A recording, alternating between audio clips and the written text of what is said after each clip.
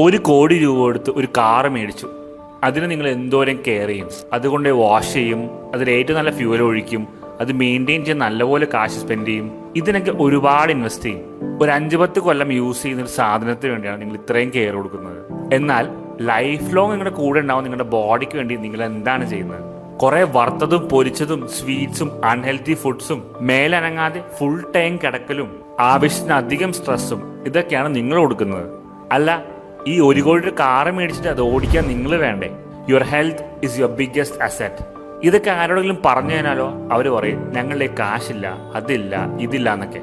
ഈ ഇല്ല എന്ന് പറഞ്ഞ അതേ സമയം തന്നെ എന്തെങ്കിലും ഉണ്ടാക്കിയെടുക്കാൻ ശ്രമിച്ചൂടെ? നിങ്ങളുടെ ലൈഫിന് അത് ഗുണമേ ചെയ്യുള്ളൂ.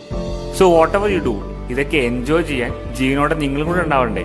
അതുകൊണ്ട് take care of your health, maintain a good diet, workout ചെയ്യുക, സ്ട്രെസ് ഫ്രീ ലൈഫാക്കി എടുക്കുക.